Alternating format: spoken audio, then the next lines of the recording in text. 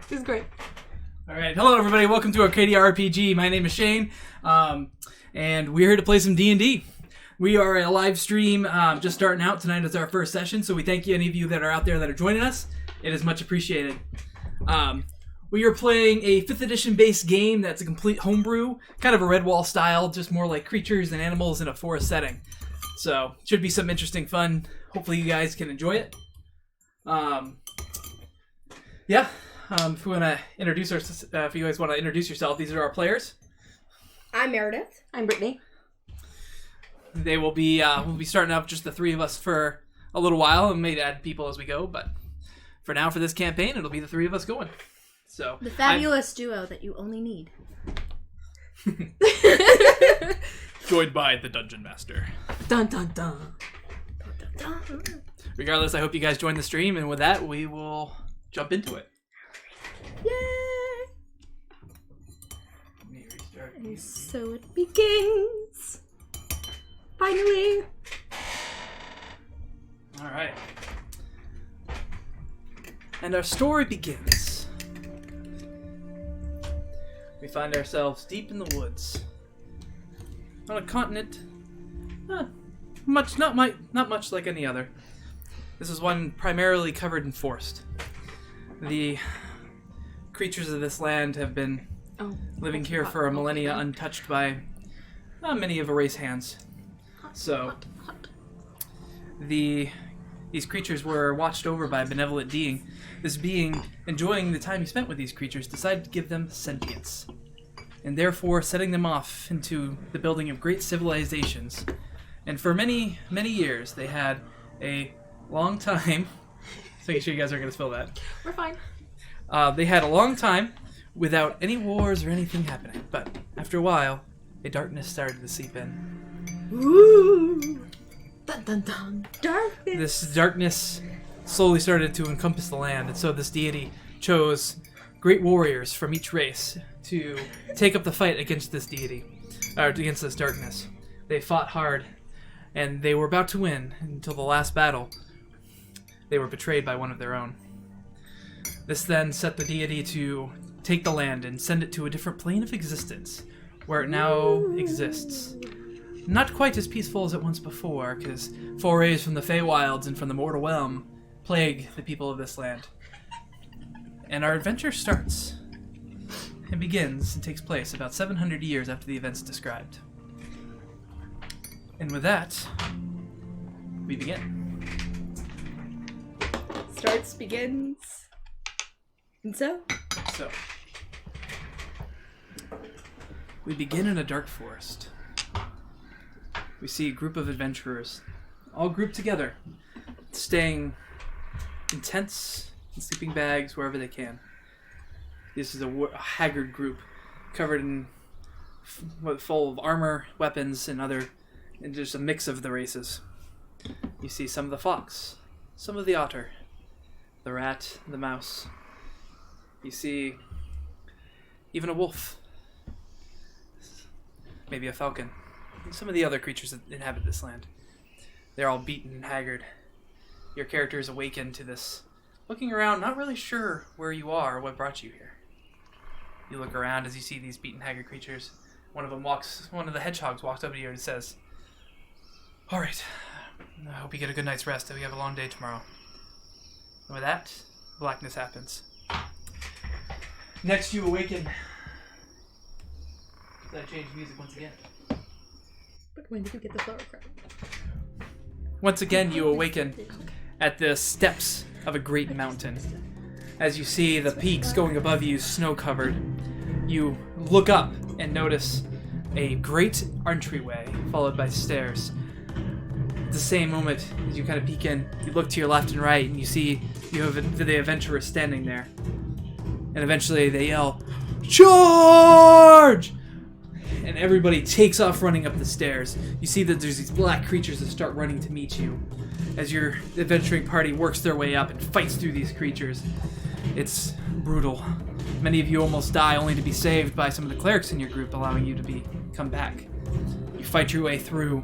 You eventually make your way to the door. As you do, you enter the hall, only to be stopped by two great beasts of wolven shape. your party fights hard in order to defeat them. It's an epic battle. And then before you, after the defeat of the wolves, you find 2 large doors. You open the doors, and as you head in, you see a great blackness sitting on a throne. A flash again, and next thing you know, you're beaten and haggard. You look down at your bloody clothing and armor and weapons as you stand there next to your group, unsure really what's going on. You notice that the creature, the blackness seems weaker, seems on the ground, seems at its last breath. And as you're about to make the final blow as a party, one of your number, the greatest among you, steps out, casts a spell on the blackness, which brings it, heals it, and allows it to regain its strength. Upon doing so, all of a sudden the blackness swells and envelops you. Brittany, your character awakens in a huff, in the bunk, in the Maple Archivists Guild.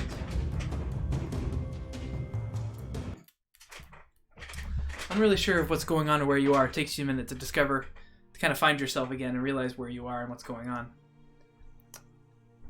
You're sweating. You check your body for wounds that you know you gained in that dream and find them not there. You look out the window and you see it's a little after dawn. About time to start your day. Know that? This is where we join in. So, you get up, you start your day, further normal. You know, begin your morning routine, move around, get changed, get ready for your day. Your plan's to head out and meet with your master, Orpheus, your teacher and friend. You get up, you head around, making your way through the archivists, heading down to the cafeteria for breakfast, seeing some of your compatriots and acquaintances as you make your way through. All wave gently at you. And eventually you find your way heading out through the main gates to the road. You start making your way towards Orpheus' house, and then all of a sudden, you hear your name called out from behind you. You turn around, and you see more of an acquaintance of yours, Pip, heading your way. Before we continue, would you like to describe your character? Adult female red fox, dressed sort of nondescriptly. Sounds good. You turn around and you see your Otterkin Pip heading towards you. And Meredith, would you like to describe your character? Sure. So Pip is an adolescent otterkin, so close to adulthood, not quite. Bright eyes, not a bushy tail because she's an otter, but she wears a large tunic, probably blue or green, with a ring belt around with a rapier at her hip. All right. So you see Pip heading up towards you. What would you like to do? Pretend I didn't see her. Right. So you kind of turn and make your way towards see Faye kind of like turn sharply and start walking up the path. I just saunter over and tap her on her shoulder. Good morning. Morning, Faye. Can I help you? Sure. You can always help me have a happy day. Very well. Alright. So, what you gonna do this morning? I was going to see Orpheus this morning. Ah, yes. Orpheus is such a nice guy. Kind of boring. But, yeah. Really nice guy. You know, he taught me how to fight. He did what? He taught me how to fight. With my rapier. See? She pulls out her rapier. See? Isn't it fancy? Yes. Puts it back. Almost cutting her hand, but doesn't. I wonder what he's gonna teach me today. Hopefully not another boring story. About stories. Did you have a weird dream last night? It's kind of like a story, like one of the stories that Orpheus likes to tell us. Oh, he likes to tell me. Kind of like when when our world moved to this one. It was like I was there, but I wasn't, you know? And I thought I saw you there, too. Pip, I have one very important question for you. Yes, Faye? What did you last eat before you went to sleep? Some really gross stuff. It's like green and like squished into a ball. It didn't smell good. But my mom said it was good for me. I take it back. And as you guys are having this exchange, you notice a stout-looking hedgehog make its way up towards you. Hey, Daff! Oh, hello. Where are you guys headed off to? See Orpheus? Oh, yeah. This morning. Of course, we're going to go over see Orpheus. Oh, perfect. I think I'll join you then, if that's okay. Of course. Because it's you. Daffodil. You see his Daffodil is more stout of a hedgehog. He's wearing some lighter armor. Definitely seems a little bit more quick and agile, even for his stoutness. And he kind of joins up and is like, oh, good morning, Faye. Good morning. How are we on this fine morning? Very well, thank you. And yourself? It's another beautiful day out here in in Mapleton. Pip eyes them both like she knows that Daffodil probably has a slight thing for Faye. Faye pointedly notices nothing. Daffodil does not notice anything. So you guys make your way. You guys make your way down the familiar path. Orpheus, lived a little bit more towards the outside of the city limits, although not too far away from the Maple Archivists. Living in a small cabin off the lake. The Archivist Guild is located at the edge of a lake, this beautiful lake that is known as the Lake of Reflections. In the mornings, it is so still and undisturbed that typically it works better than most mirrors that you would be able to find. Great for contemplation, and known as to be a wonderful meditative place. So as you make your way out, you follow the familiar path as you walk along. It's a beautiful sunny day, the breeze is giving a light blow, and all seems just about right with the world, even despite the ominous dreams that you guys have. At that point, Daff perks up and says, oh, did you guys have that, like, a weird dream last night? Yeah. Really? I did. It was like... I was telling Faye, it was like the story that Orpheus likes to tell us about how our world, like, came into the world it is now. Oh, yes, that's exactly what mine was. Fight, and it was gross and weird. And I was there. Actually, I think maybe you were kind of there, and Faye was kind of there, but I wasn't me. That's what I thought as well. I saw what it looked like you, but it wasn't quite right. It was strange, to say the least. But Faye says she didn't have a dream like that, so maybe it's just the both of us. Maybe so. Did your mom make you eat something really gross for supper? Oh, I haven't lived with my mom in a while. Alright. I'm just the only one. You both had the same dream, you think? Oh, sounds about right. That's almost exactly what my dream was. It's quite strange. Yeah. Usually in my dreams, they're like pandas walking around upside down, having ice cream. But not in this one. Quite strange. Oh well. So maybe it's a question we could talk to Orpheus about. Might be able to give some insight. You should know. He's really smart. So you guys continue along having your conversation. It's a pleasant day. Eventually, you reach the familiar cabin. What is your guys' passive perceptions?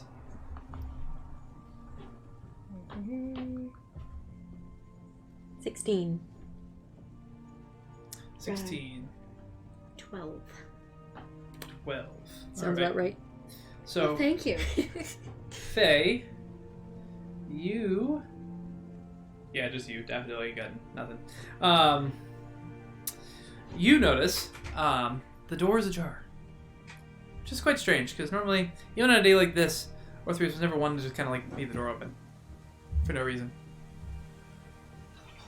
Well, that's unusual. You also notice that there is no smoke coming out of the chimney, although at this time of day, most people would have at least a remnants of cook fire for breakfast. We'd best go in.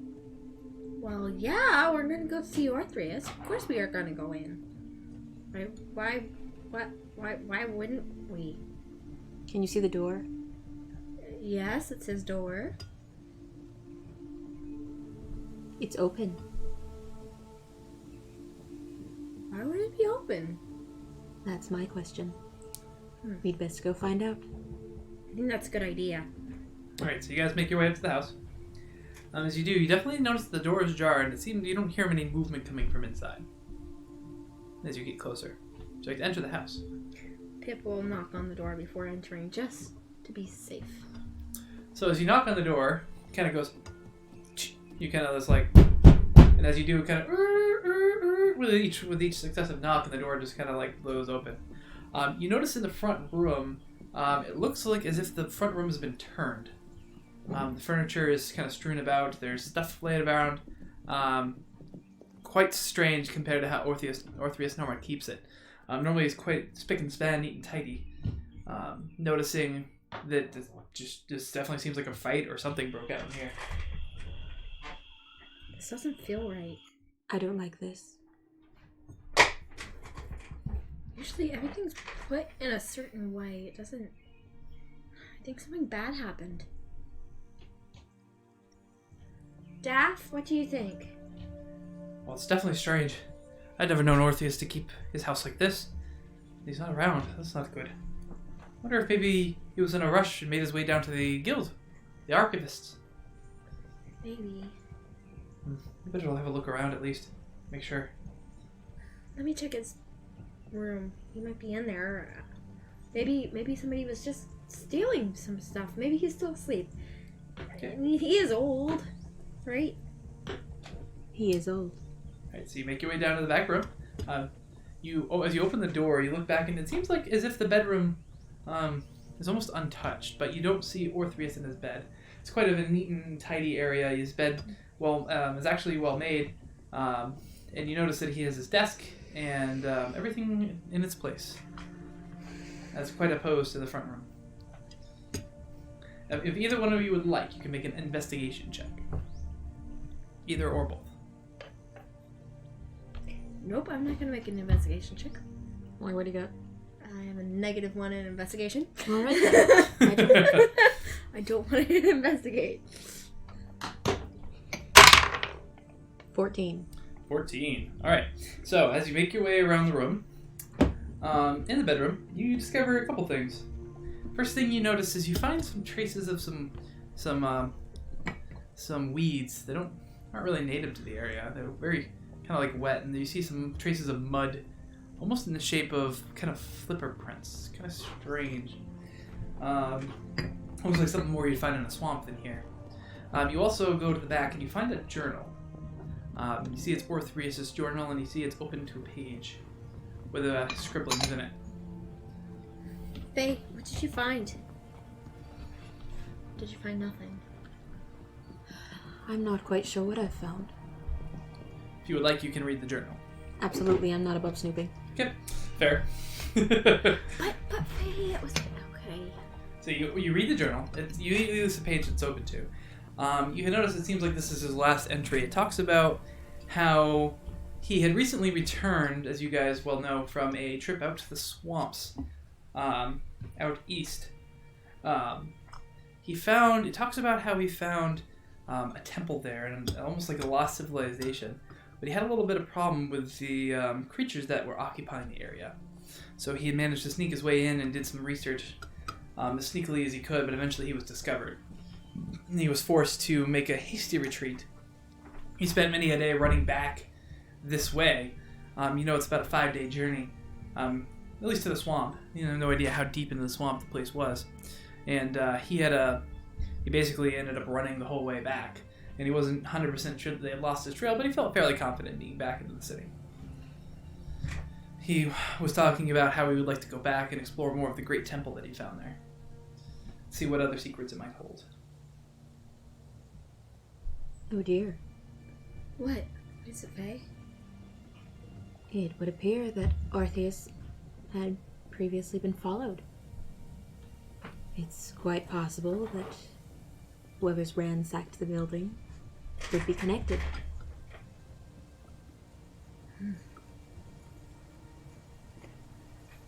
Who do you think it might be?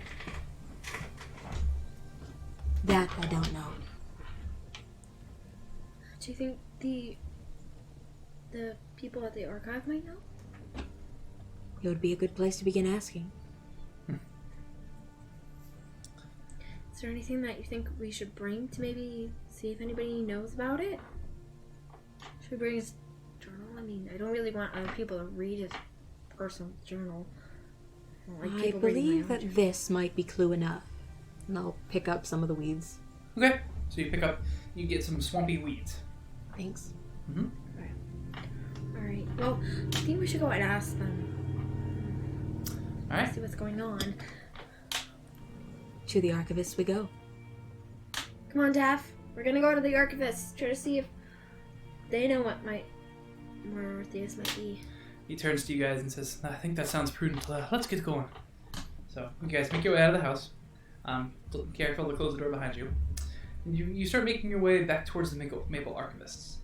As you approach Faye, being a part of the Maple Archivist, you would know that the best person to probably be asked would be the Small Mousekin's secretary. That normally kind of keeps track of all the professors and their comings and goings. Her name is Darlin. Darlin? Darlin. Good morning, Darlin. Oh, good morning. What can I help you with, Faye? We're looking for Orpheus. Have you seen him this morning? I can't say I have. I haven't seen him in a day or two, to be honest. It's kind of strange. Normally when he's back in town, he at least comes inside. Would you be able to tell me who of the archivists he last spoke to? Oh, I don't know if I'd be able to tell you for certain. You might want to go ask Bromble. Professor Bromble. They sometimes conspire on what they got going on. What new research they may have found. Thank you, Darlin. You are a big help. Alright, so you guys want to go find Professor Bromble? Bromble? Mm-hmm. Sure. Alright. So you guys make your way. Pitt is walking with purpose. Sounds So if good. she sees anybody that she knows, she'll wave. Alright, so you guys make your way. You eventually find your way down to Professor Bromble's office. You see him in there. He's in rather older Otterkin. Sitting at his desk writing in a journal. You can see his walls are adorned with past things he found on adventures. There's a very old looking shield you see up in one wall. The sun blazoned in the middle with the woods coming up from behind it. You also see some antique weaponry. You see a set of rapiers up on one corner of the wall. You see a great painting of a forest opening up into a sea. And as you guys kind of knock on the door, he looks over and says, "Oh yes, come in." Good morning, Professor. Good morning, Faye. What can I do for you? I was looking for Orpheus. Have you seen him this morning? Can't say I have. It's been a few days, if I'm honest. He came back talking about a discovery he had found out in the swamps, and I haven't seen him since. That is curious. Yes, he was quite excited, as you know he can be. Pip is kind of hiding behind Faye at seeing Professor Bromble. Because she might be somehow related to him, I think, because he is an Otterkin, and I think Otterkin might be weird and hug other Otterkin, and she doesn't really want to get a hug from him. Your species is quite sociable, so I would say that would be fair. So. He smells kind of weird. I don't want to give him a hug. And the whole office kind of has like that grandpa smell. If you're uncomfortable, you may wait in the hall. But I want to hear what he says. I just don't want a hug from him.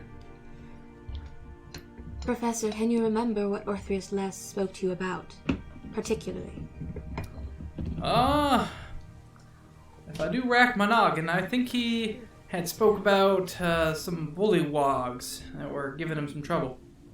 Frog type things. Real nasty sometimes. Some of them can be civil, but not all the time. Snuck in here from the material realm. I've heard about them. They're not super nice.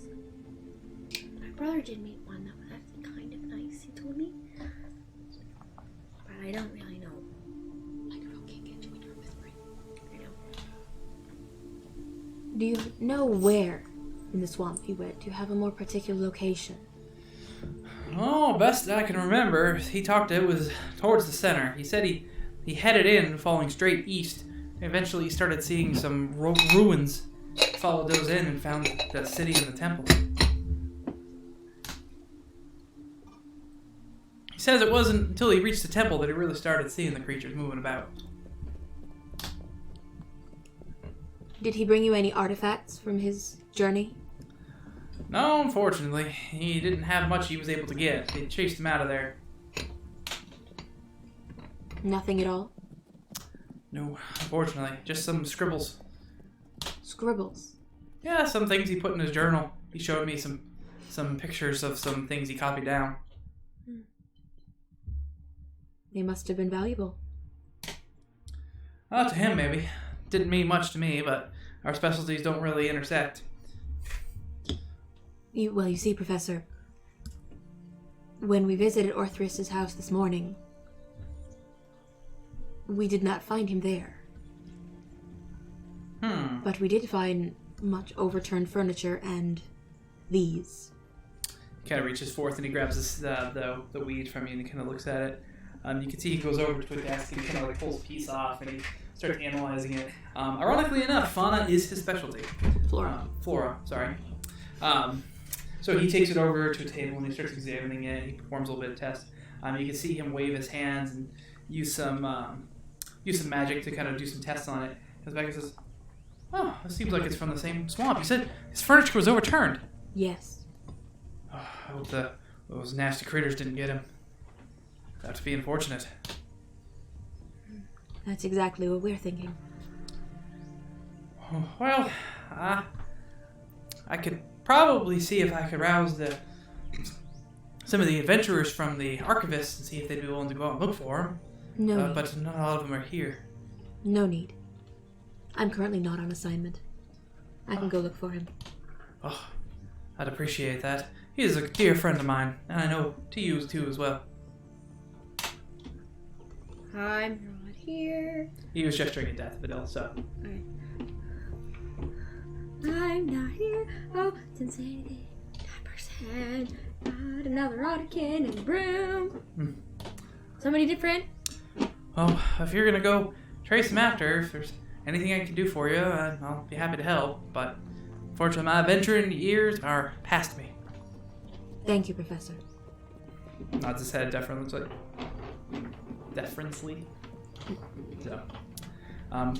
So you guys kind of head out of the office, close the door behind you with a snap. From there, well, what would you guys like to do? I want to go help. I want to go see if we can find him. I think he probably went to that swamp. Either he wanted to or he was forced. What do you think? I think you might be right. I should probably go talk to my parents.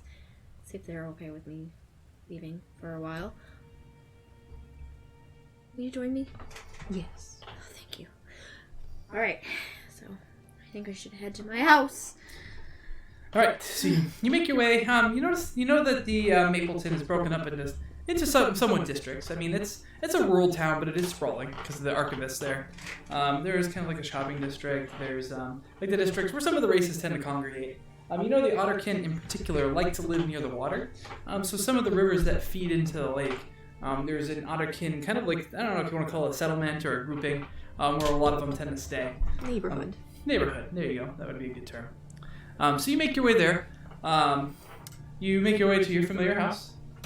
Right on the water. It's a nice little house, typical of most of the Otterkin houses. Mm-hmm. Would you like to go in? Yeah. Okay, so you make your way inside your house. Daffodil is going to wait outside. Faye, did you want to go in or are you going to stay out? Can can you come in, Faye? So my parents know that I'm going with an adult. How old are you? 9. Oh, I Wait, see. adulthood is 12. I'm close. I'm close. Very well.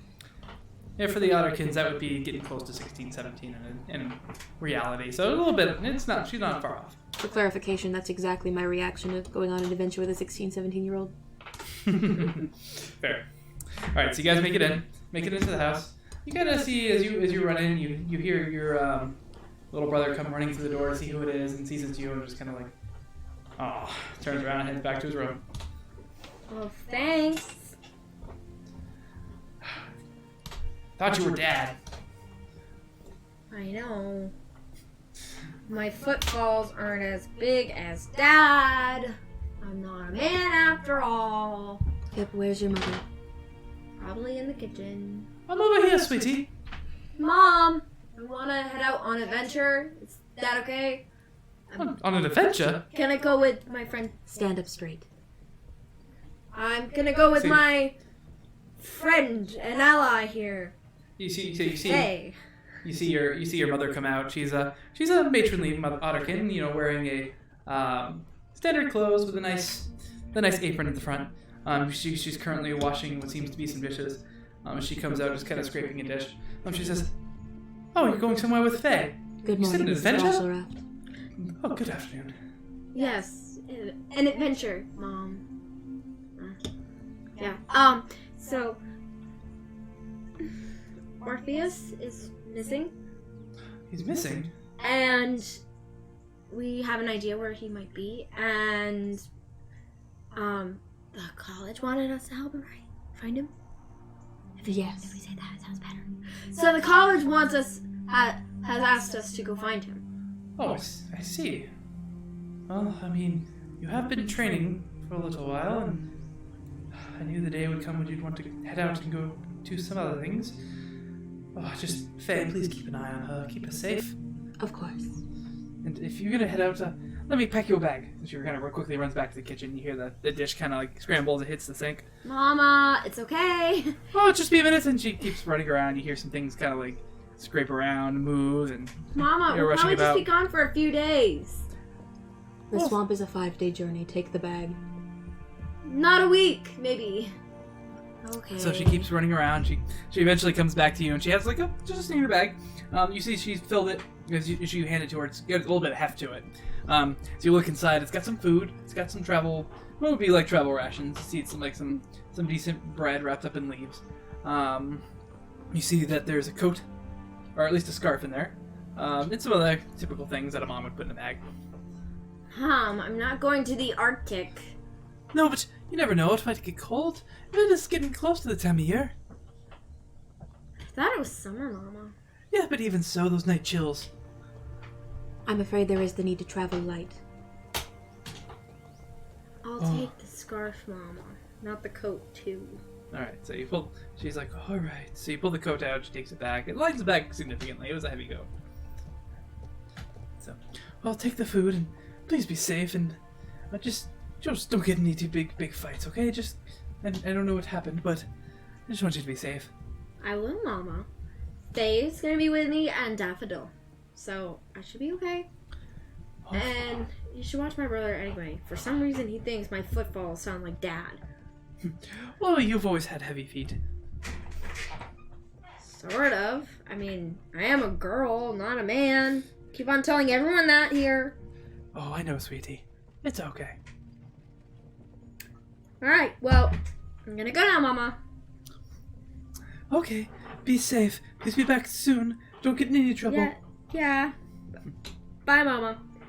Bye. She Right kinda, before waves she- out the window. Runs out the door, she goes over and kisses her mom on the cheek. Aw. And then runs out. She kind of kind of pulls you back real quick for a quick hug and then lets you go. I leave unmolested. You do. Good She's job, familiar with you. She Good knows job, how Faye. she You knows the didn't status get- quo. Faye. Good job, Faye. You didn't get hugged. Bad I don't parroting, the know what you're talking cornerstone. about. Bad parroting is the cornerstone of every D&D adventure. She's not a bad parent. Yeah, she lets her young daughter go on an adventure. I mean, with an adult. yeah, still. She's a mother with a capital S. Say it out loud. Okay. Smother. Got you. Okay, and with that, you guys head out. I would say it's probably getting close to midday. You know the general idea of where the swamp is. It's about due east of where you are, a little bit to the northwest or the northeast as well. Faye, you would know that it would take you approximately about 5 days to reach the said swamp. And the road isn't filled with too many dangers, although as you get closer, it tends to be a little bit more, how should you say, interesting. So would you guys like to get started right away? Yeah. Time is of the essence. Okay. So you guys make your way. You guys heft your bags. You stop by the archivist and pick up a bag for yourself. Daffodil says, "Oh, I've got to go get some things. I'll meet you at the archivist."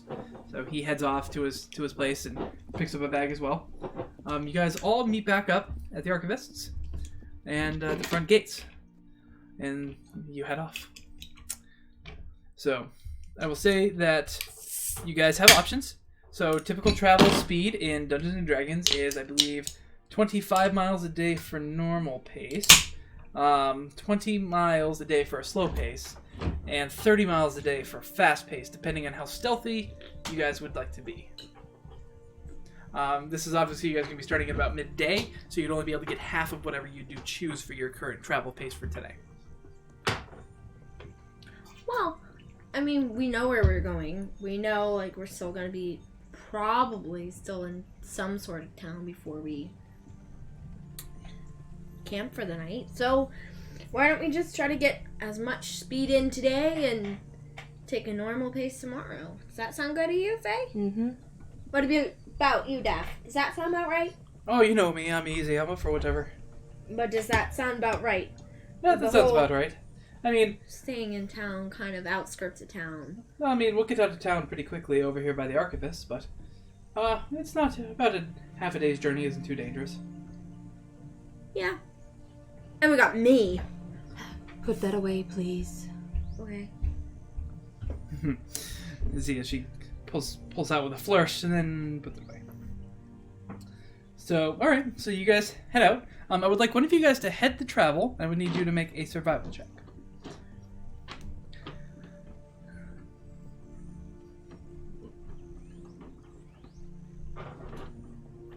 How are you on survival? +4.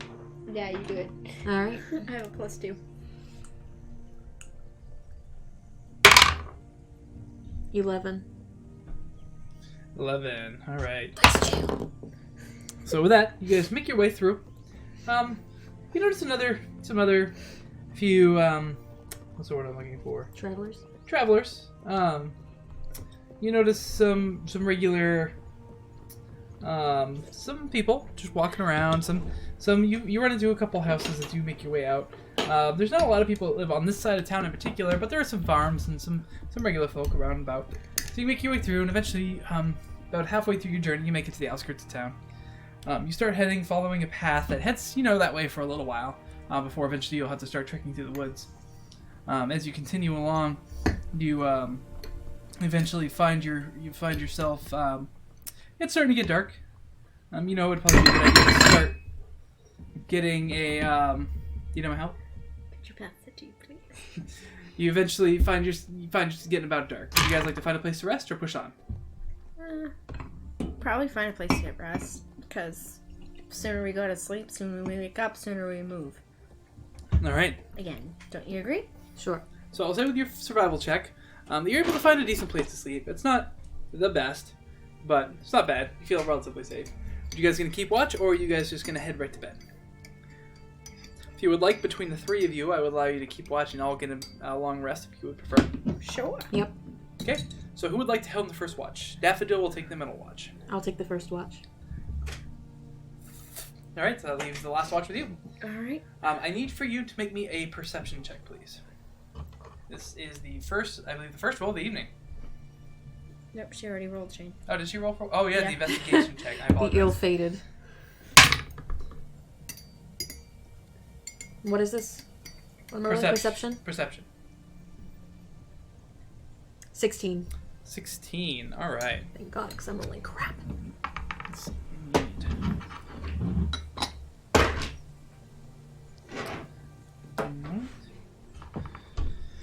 Your watch goes without issue.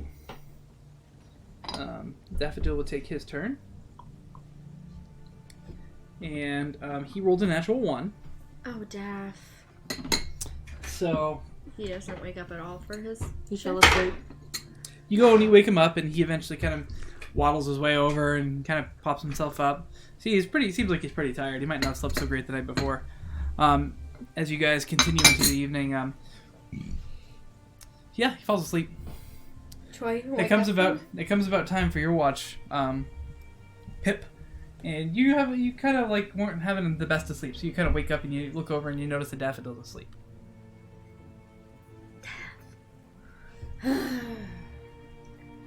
I poke his chest, so the soft part of him's are not one of his quills, and I tell him to go lay down again with a blanket. I wasn't sleeping. I was awake. Daff, you were definitely sleeping. So go over there. I was just closing my eyes for a second. No. Over there. Put a blanket on. If I have to, I will make you. All right. Go lay down. So he heads over and he finds himself a quiet place. He kind of looks over at you, and then a few minutes later, you hear. Why do they always snore? All right, and make your perception check, please. 10. All right, 10. So you watch in the evening. You hear some rustlings of some things, but nothing in particular really catches your eye. And you guys' night goes without issue. So, we begin day 2 of our travel. So you guys wake up. You manage to kind of scrape together a decent breakfast, and then you head off again. Who would like to helm this day's journey? For these instances, Daffodil will not be helping you guys. He'll help with evening watches, but that'd be about the extent. Sure. I guess Pip will. Alright. Had it, so. So what am I gonna do? Make a perception check for me. Okay. Oh gosh. Are you guys gonna make a are you guys gonna continue at a fast pace today? No, normal pace. Normal pace. Okay. That was a 4. A 4. Oof. Alright, let's see here. You know, Faye, I don't think I've been this way before. Because that tree looks like a tree that I've seen like 10 minutes ago. Alright, so you guys head along the path. You guys go about half a day with no issue. You eventually kind of find yourself some lunch. No issues. It's starting to get less and less people. That wasn't so bad the first day, but as you continue on, it definitely gets darker and darker. Not darker, I'm sorry. Emptier and emptier. Not as many creatures about. Besides some mortal realm birds you hear up in the trees and some other things. You know that some of the creatures are sentient, some are not. Some of which came over from the mortal realm, which do not quite have the sentience that you do. And then some of the creatures that are around during the original, as one of the original races, does have a sense of sentience to it. You know that some birds do, most do not. There wasn't many bird races in the original grouping. Just for a little bit of lore reference. So you continue along. Eventually you find yourself, the path kind of continues on, and it makes its way through a clearing. So you approach the clearing, and I would need both of you to make a perception check for me. Okay. So, Faye, did you know that Daffodil slept through his shift? That one. For her. That's unfortunate. And that one for me. No! This clearing is cursed! We need to leave! It's cursed! Burn it! Start anew! So that's a 7 for me. So with that, you guys... That's a 3. You guys notice nothing. It's a natural 1, so regardless of what it adds up to. Yeah. You guys make your way into the clearing. You walk through. You notice kind of a weird smell as you kind of get towards the other side. And eventually, Faye, since you were leading the group, or no, Pip, you were leading the group. Yup. Not letting her do that again. You eventually get to the other side, and all of a sudden you walk into something that feels very sticky. It kind of catches you off guard. Oh god. I'm just gonna try to shake it off and keep on going. So as you try to pull it away, it just continues to stick. And stick, and as you guys all kind of look up and look forward, not understanding how you missed it the first time, you see a bunch of webs. Oh no. On the other side of the forest. And all of a sudden you hear skittering in the woods behind you. Oh no. No. You guys swivel to see where you heard the skittering. You see nothing. All of a sudden you hear skittering coming from another side. You see nothing again. And then Please all let of it a not sudden, be like the tarantula from Animal Crossing. from the webs, leaps out No! a giant spider. Ah! And I would need you all to roll initiative for me. Follow the spiders. Follow the spiders. Why can't it be follow the butterflies? Never. That I'm will not push letting you to you lead combat. from here on out. That's fine with me. Brought us to this cursed clearing. What's that? That's a 16. 17. Hold on 1 second. I have. Was your initiative bonus? Yeah, I got a plus. It's a plus Oh. 1. Do you remember? Like, Oh yeah. she doesn't like to fight. Really doesn't. 14. So, Faye, Pip got 14. Faye, what did you get? 7. Daffodil. Roll. For his initiative. Is there anybody else watching us? I don't think so. I'm not seeing any numbers anywhere. I am not either. 22. We're just Daffodil doing this for rolled us. really good. He had to start rolling good eventually. So, for those of you watching, I'm using a combat tracker in D&D Beyond, so I'm going to be kind of looking at the TV, or my computer over at the side, to kind of keep track of the initiative as we go. And for you, the players, I would ask if you do not look at the screen, because it has the HP of the monster. Oh, You can look at alright. that, you can't look over here. Oh, I can't see that anyway. I'm nearsighted. Yeah. Well, I'll just have your body Nice. keep on blocking it, so that's good. Joke's on you. I can't see that screen anyway. Fair. So, You just have to keep on blocking it, or not have told me it was on that screen. Because now I want to look at it, because it's me. I'll face it away from you. Make it harder to see. Thank you. Because, as you know, I like to... I want to know and I don't No, want mine's to know. 17. Alright, so that. Shane. My initiative is 17. 17? Yeah. You said it was 7. 17. No, Jane. Nixie. Alright, so. comfy cozy over there. My tragic perception Yeah, check what was was your 7. initiative? Mine? Yes. It was a 14. Nixie Alright. looks so comfy over there. With that, let's see. Just like you just said my name. It is Daffodil's turn first. Daffodil, seeing the giant spider, is going to quickly pull out his bow and he's going to fire. Go Daffodil. Kill that freaking spider! Okay, Why pull up can't... the stats here. Kill it. Kill it, Daff. Kill it, Daffodil. Kill it, Daffodil. Let's do autocorrect.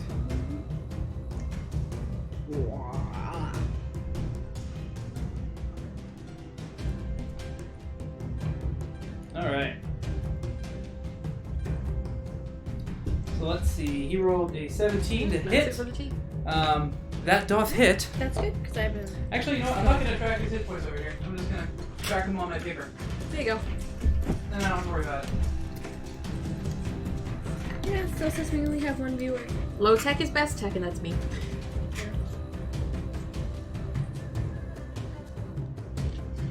As far as that. Well, I mean, we didn't really So advertise. Daffodil hits. Try to do better next week. He is going to deal with his short bow.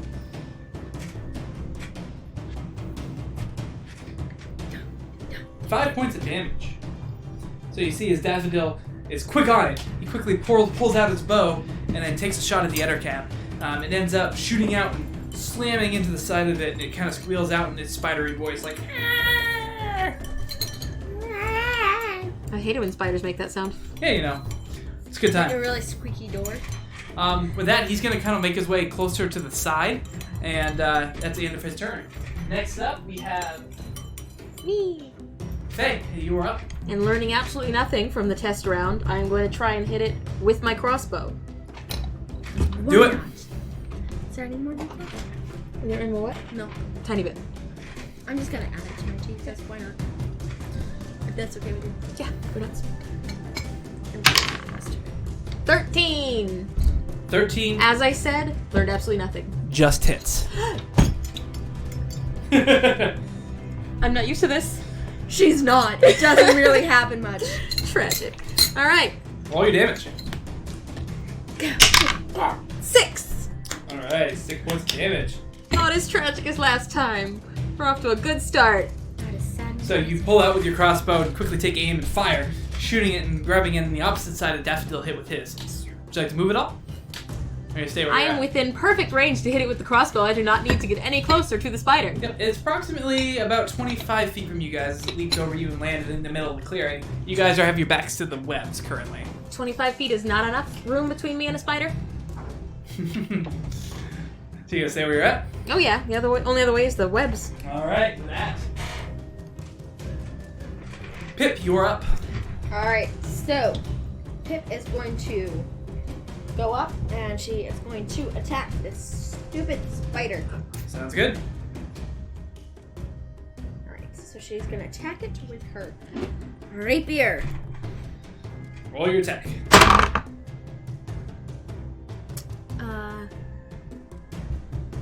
23 points. 20, Holy shit, what's your DC? 23 to hit? Yeah, my hit DC is +7. My god. Wow. Yeah, Wait, you. Then you get a 16? Yeah. Oh yeah, it is 23. Holy shit. Yeah, you hit. I can do math, I swear.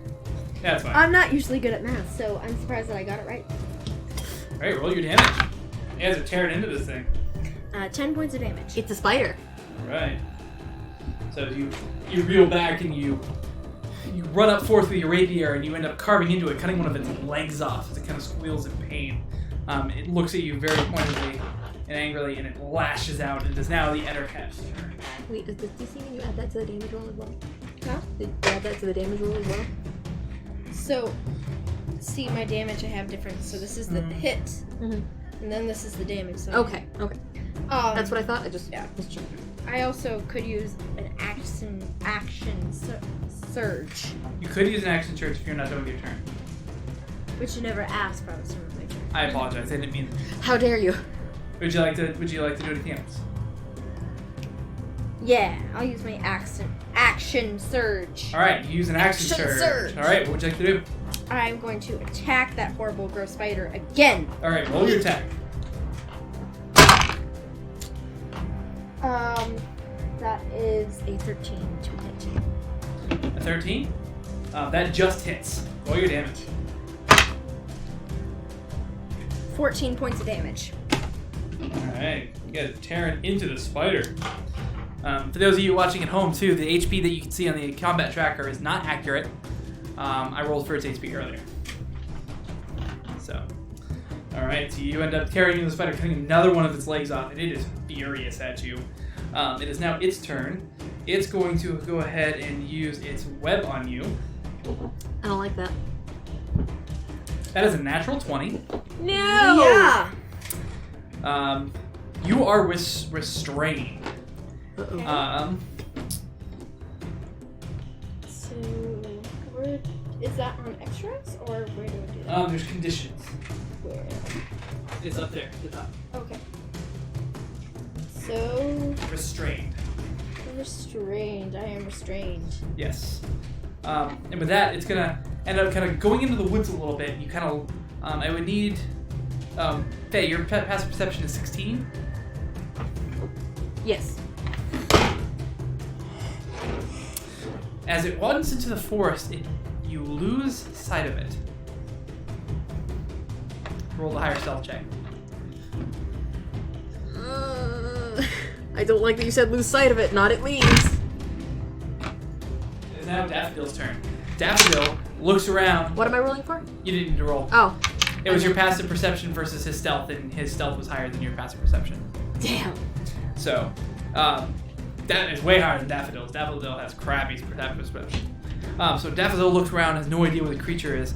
So what he's going to do is make his way more towards the middle of the clearing, and he's going to ready an action to attack it the minute he can see it. So with that's the end of Daffodil's turn. Faye, you are up.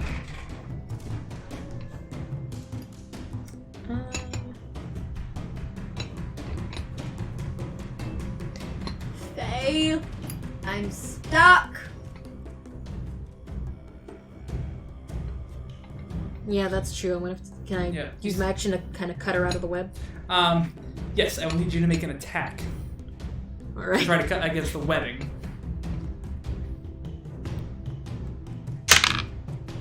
What are you going to use for a weapon? Claws. Claws? Okay. I'm not trying to tear into her. Sounds good. I don't think the mace is gonna do much. So that's a 10. A 10? That just hits. Roll for damage.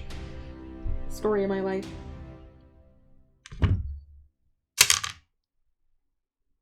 4. Alright, so as you tear into the webbing, you manage to free her mostly. One of her arms is still kind of stuck to her side, but she is mostly free. So I will say for this instance, you are no longer restrained. Thanks, Faye. Anytime. Yay. So with that, if I can get the music on the spot for me. It is now Pip, your turn.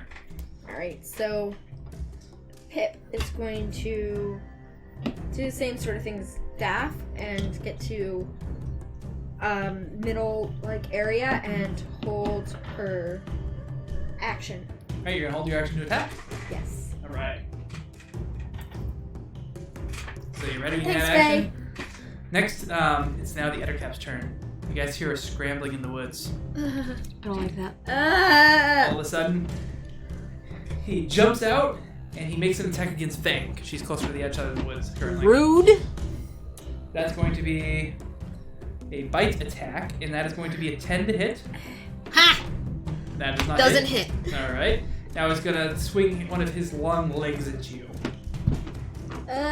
Oh, he rolls really crappily. That was an 8 to hit, which does not hit. So as the spider jumps out at you, kind of have a moment of oh god, and then all of a sudden he goes to bite down on you with his long fangs, and you manage to kind of dodge out of the way. And as he goes down to swipe at you with one of his long legs, you manage to kind of parry it with your mace.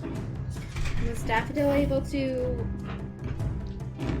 hit or attack the creature? Oh yes, Daffodil would have made his attack as soon as he saw it. It's correct. Because So I think Daffodil- it's too far away from me. But... Yeah, Daffodil will make an attack with a short bow, and he rolled a 10. So he pulls back his short bow, shoots out as he kind of and as he does, you parry the leg away just at the wrong moment, and it kind of shifts the creature, and the shot misses. And with that, it is now your turn, Faye. Well, since it's... Oh, sorry, Daffodil's turn. I apologize. Upset that he missed, he is actually going to pull back, and he's going to shoot again. Ooh, and he hit this time. So he got...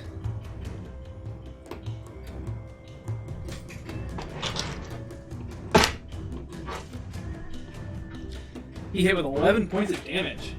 Yay! Good job, Pip. Daff, not Pip. I'm Pip. So you see Daffodil pull back, and he lets loose with his bow using a sneak attack, and he's able to kind of as the creature's locked onto you, he ends up taking out one of the creature's eyes.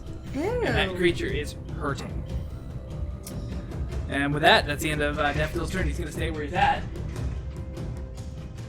Hey, you are up. Alright, since he's still pretty much right in front of me,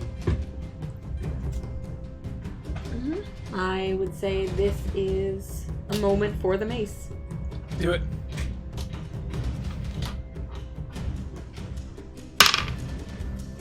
Seven does not hit. That does not hit.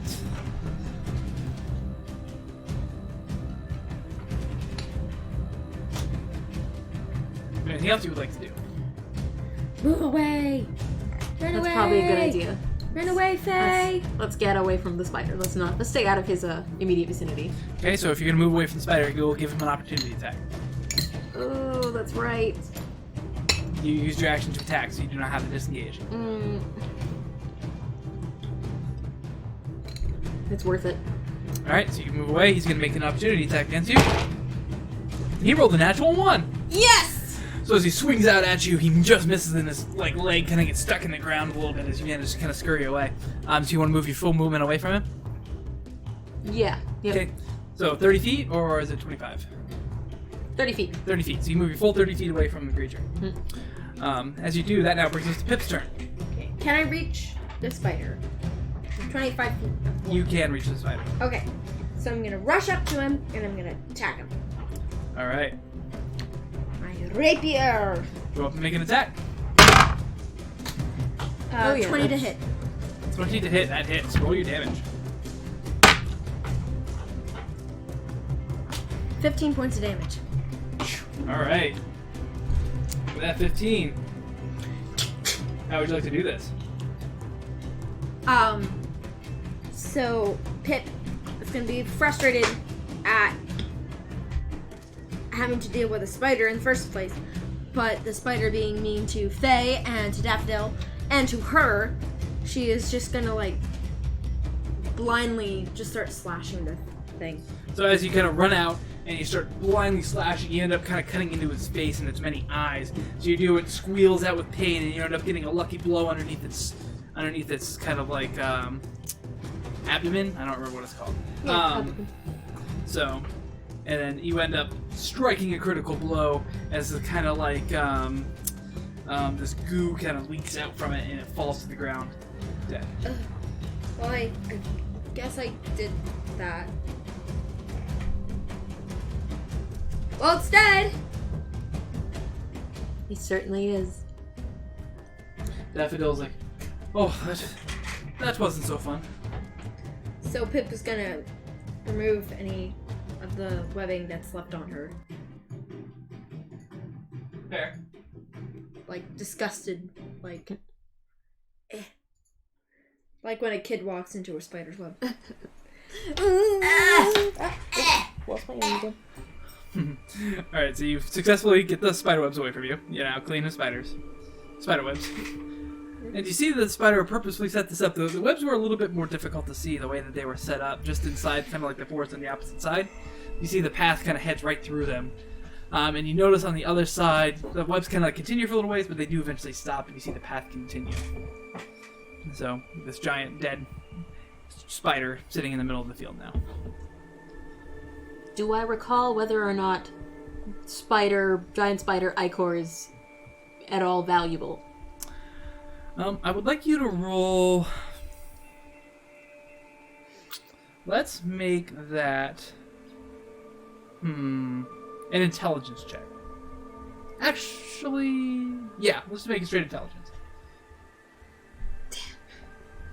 You never want. You. Yeah. Intelligence, you never want Pip to do it. -1 on intelligence. 5. Not really sure. Hard to say. Might be valuable. You're not 100% positive. Faye, are you mad at it? Do you want to poke it with a stick? No, I think we're good. Poking it with a stick is always really fun to do with a dead, nasty thing. If you have a stick to use it to take down these webs. Well, I have my rapier that I'll gladly try to take down these webs. Okay, so you want to try to cut through the webs? Yes. Go ahead and just roll me a standard d20 for me. A 2. A 2.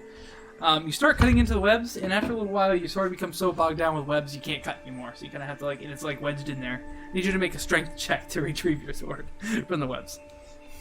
This was given to me, guys. I like this sword.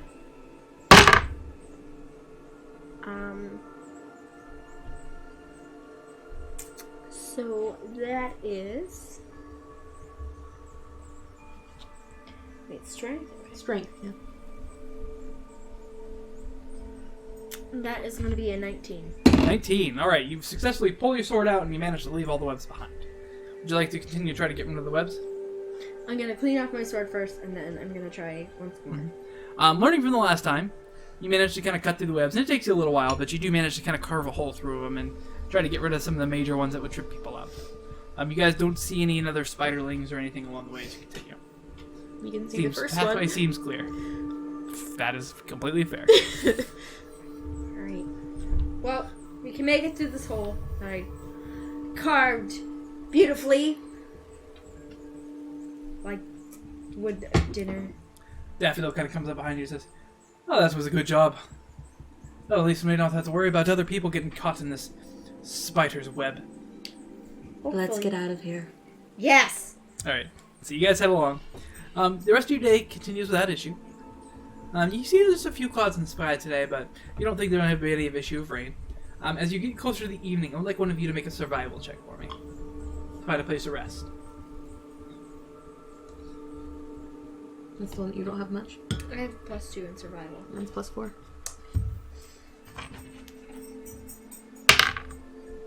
My God. 10. 10. Talking about stats. As you continue along, you do manage to find a relatively quiet place. You find yourself a nice, it seems like a comfortable place. You see the remnants of a campfire. It seems like people have rested there before. You guys go about your evening, making food, kind of setting up camp, and get ready to begin your long rest. And so you guys get ready. We're going to go ahead and take a quick break. So, I hope you all are enjoying so far. Again, I wanted to make a comment that I forgot to make earlier. This is completely homebrew. I homebrew all the races. They're generally reskinned other races with some twists to make them a little bit more interesting. But some of the stats might change as we go along as like we kind of play test them, because we didn't have a lot of time to fully flesh out the characters or the races in particular. So they might get some tweaks. So just, if any of you are big into stats, Bear with us. they might change a little bit. So, also, if you didn't notice that the D&D Beyond, we have an add-on. I'm a big fan of D&D Beyond. I own a lot of the books through them. Super useful tool. They have the add-on to our stream. So if you hover over the left side of the screen, you can see all of our wonderful players' stats, including Daffodil. Daffodil is also more or less following under sidekick rules, but I made him a character sheet for the sake of it, just to make it easier to roleplay for him. So anyway, thank you all for joining us, and we'll be back in 10 minutes. Thank you so much. See you in 10. And we're on break. Cool. That's good because we're out of tea.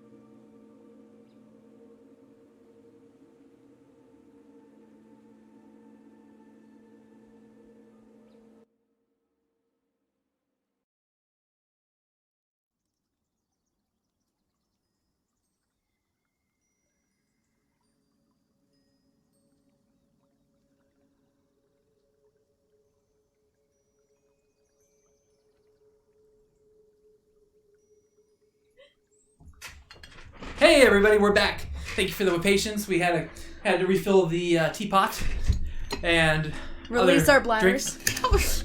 I left it at the teapot. That's fair. It's true. So thank you for waiting with us. I hope you're enjoying our stream so far. We will go ahead and jump back in the action where we left off. You were just finding yourself a comfortable place to sleep for your evening on your second night. So, who would like to take the first watch? I will. Okay. Go ahead and roll a perception check for me. Quick question. Yes. To the DM. So my action surge says that I need to take a short rest for it. Would that for it to? You guys are gonna take a long rest right now. We do, but would it redo for a long rest as well, or just Yes, a short it also rest? takes a long rest. Okay. Anything that works for a short rest will also automatically work for a long rest. Okay. What's in short? Yep, that's fine. 16. 16. All right. As twilight finds you and the forest gets dark and you hear the movement of the brush and the wind and other sounds, you eventually... Sounds good. Nothing happens. And your night goes without issue. Daffodil, as per the normal, will take his next. Don't screw it up, Daff. Yeah, Daff. He rolled an 8. It's better than that one. I see. Didn't So sleep he through it. continues through the evening. He manages to stay awake this time, so good on him. And he has nothing happen. So, with that, he goes over and shakes you awake, Pip. And I would need you to make a perception check for me. Okay, hold on just 1 second. Yep, that's fine. It's almost 8 o'clock.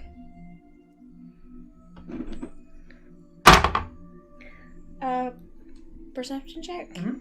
Okay, that's gonna be non-natural 20. Non-natural 20? Yep. Okay, so with a non-natural 20, I see and hear everything.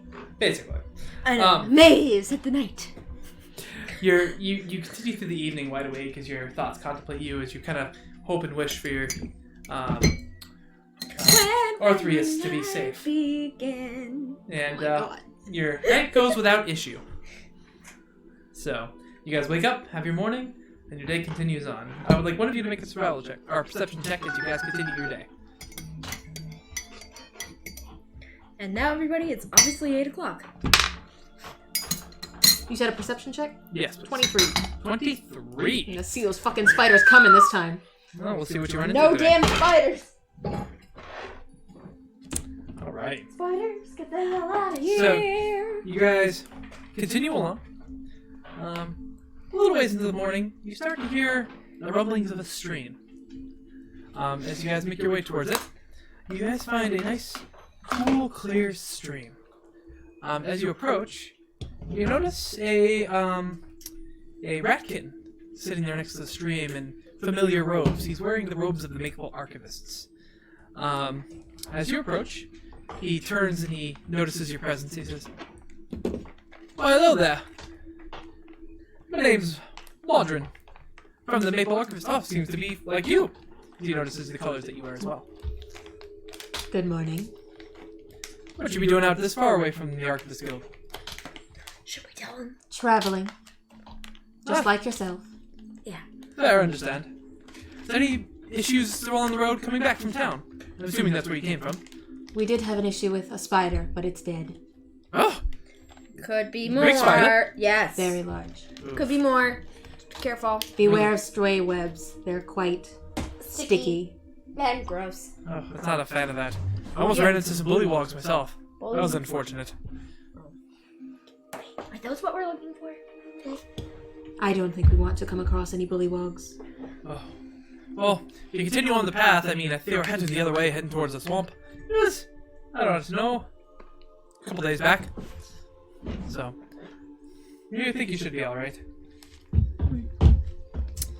Thank you for the assistance. Of course. I'm gonna fill up my flask and I'll be on my way.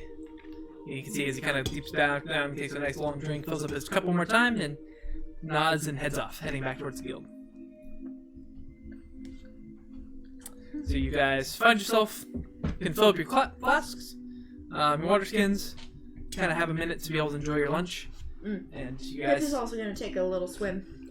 Alright, so you hop in the water, as otterkins would enjoy. Jump in and get to swim around. And... Lay on my back and take a quick little doze while they're eating. All right. You're going to take your meal on the road then. Yep. So, take a That's what dose. we're You doing. enjoy a nice swim. Cools you off. Feel refreshed. And with that, you guys can continue on. Your day tends to pass without issue.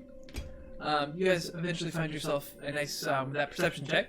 When you make your roll survival, you find yourself a nice place to sleep for the evening. You actually kind of come across another nice stream, with a campsite set next to it. It seems to be one that's used relatively frequently. There's wood set up, and seems it's in a little bit of a tree grove that seems well protected.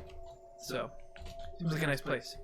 So you guys set up camp for the evening, and I would like you guys to roll your perception checks. Whoever would like to go first? Me. Alrighty. I'll change up a good thing. What did you roll? Nat 1. Natural 1.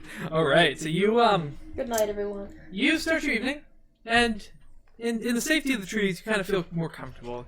The sound of the stream just kind of lulls, and you kind of fade out. You perk back up, and then fade out. You perk back up, and this continues for a while. Eventually, you kind of get lost in your thoughts as you're trying really hard to stay awake. You kind of like get up and jog a little bit. In the instance, you don't notice anything. And your time goes without issue. I hate you. He always does this. That's a good time. With that, you go wake up Daff and you just freaking conked out. That's like me when I watch kids when they nap in the afternoon.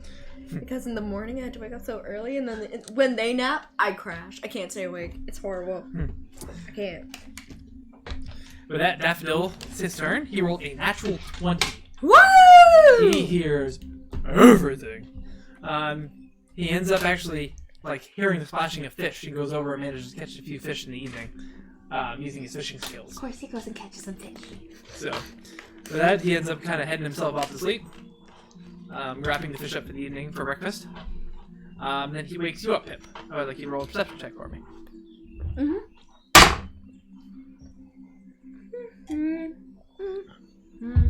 11. 11. Alright. So as you make your way through the evening, you hear, again, some rustling coming from the trees, from the wind. And your night continues without issue. Alright. And you guys wake up on your third day of full travel. So, you know, as you guys continue to get closer, you notice the wood's getting a little deeper, a little murkier, as you know you're getting closer and closer to the swamp. For this day, I would like one of you to make a perception check for me as you continue along the road.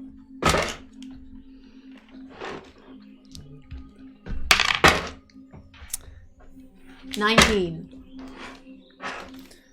19. Okay. Go, Faye. Go, Faye. Knew I had to So- stop rolling crap eventually. So you continue through your day. That as you notice the vegetation and the scenery is just getting darker and murkier as you go. You end up kind of having to pick your path a little bit as you're avoiding like wet spots and murk. Your day seems to pass without issue. You make your way. You find yourself a nice dry spot up in a little bit of a ledge, and you guys work your way off to sleep. I would like the first perception check of the evening, please.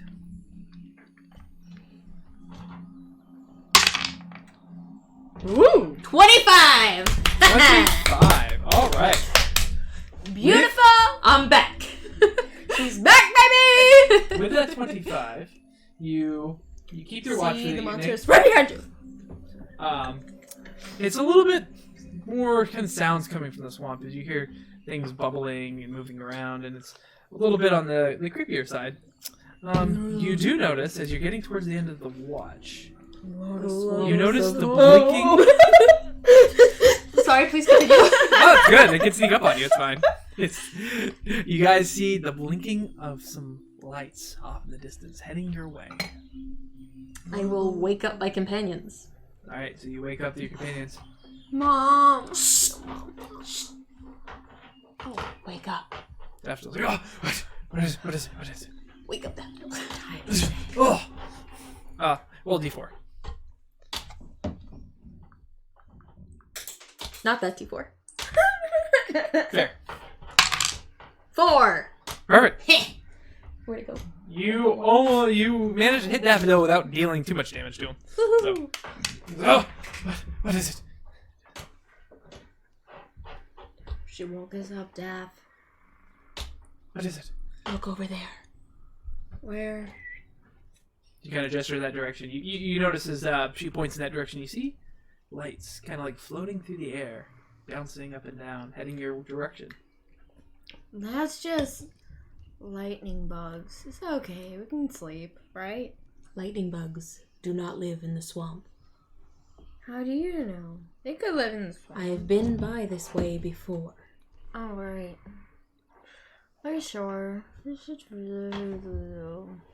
Alright, okay. We should probably do something, shouldn't we, Dad? Like, hide or sleep or sleep. Maybe this doesn't seem like it's... No, it doesn't look like it'll be good. Why don't you guys roll... I'll roll stealth checks for me. Okay. For some reason. Nat 20! Woo! Nice. We're gonna need it. A 10. Plus Alright. 5 on Alright. stealth for some reason. Because obviously Otterkins need to have plus 5 on their stealth. You're just that sleek. When you're a fighter. Daffodil You rolled need- a 16.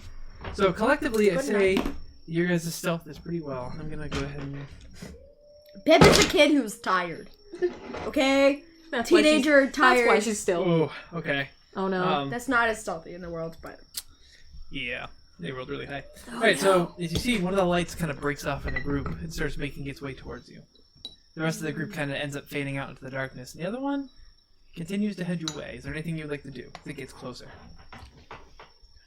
Draw my crossbow.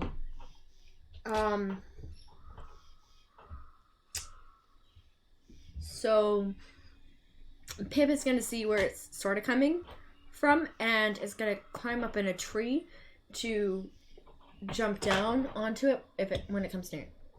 Okay. Hold on one second. Cause why not? Jump attack! Death from above! Flying Otterkin!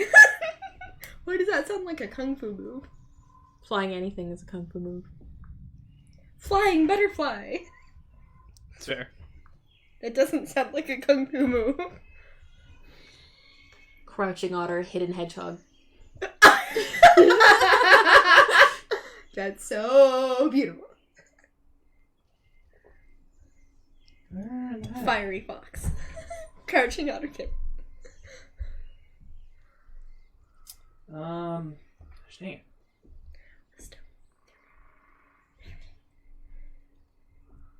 And thank you to our viewer who's still online. You're awesome. Apologize. We are so excited that there's Technical difficulty screen. Yes. But we're still so happy that there's somebody who's watching us tonight. So thank you, person up there. So We're not alone. There you go. So you guys see as a small sprite makes its way over into your area. So it kind of creeps around and like finds its way towards you. What would you like to do? It does not notice you yet. I will wait. Pip is like ready. If it ends up right underneath her from the tree, she's gonna jump down and try to catch it. Okay. Makes its way through. Doesn't seem to have noticed you and continues along.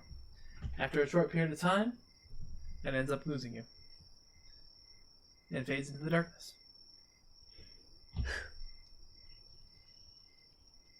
Oh, okay. Yeah, declare that. So Pip just kind of stays up there, like clinging onto it, and start falling asleep on the tree. Not fair. Alright, so you guys Just in case. She needs to be ready. find sleep. Eventually. She transitioned into something and that's perfect. Anyway, so you guys continue on. Next it's Daffodil's watch. He's gonna be on a little bit high alert. So he rolled a natural 20. And his night goes on without issue. Pip, please roll a check for me. Alright. So I'm gonna wake up and notice that I'm still in the tree. And I rolled a 19. 19. And your watch goes without issue as well. So with that, we begin our next day of travel. We now wake up and it is the 4th day. No, this will be the 5th day of travel, wouldn't it? Because you guys started at a half day. So I'll say for the sake of this, we'll probably be getting there close to the end of the day. All right. So you guys continue along. You notice as the woods. Give me 1 second. Been out to like bog-like area. And, You guys continue along, and it just continues to be murkier. The chirping of bugs and different little creatures kind of like just are prominent in this area as you guys continue deeper and deeper into the swamplands. You continue along. Your day is seemingly going... actually, I need a perception check from you. From who? Whoever would like to head it up.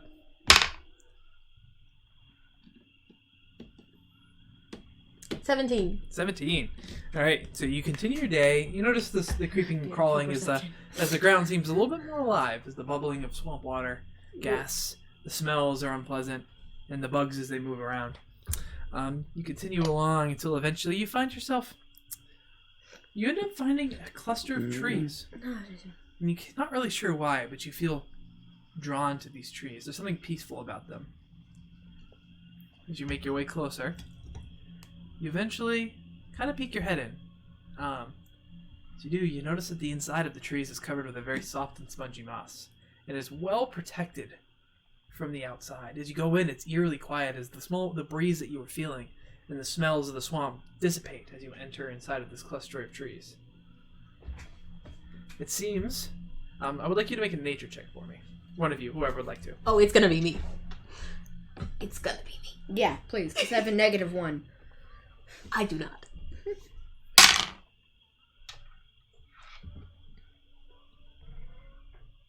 $17.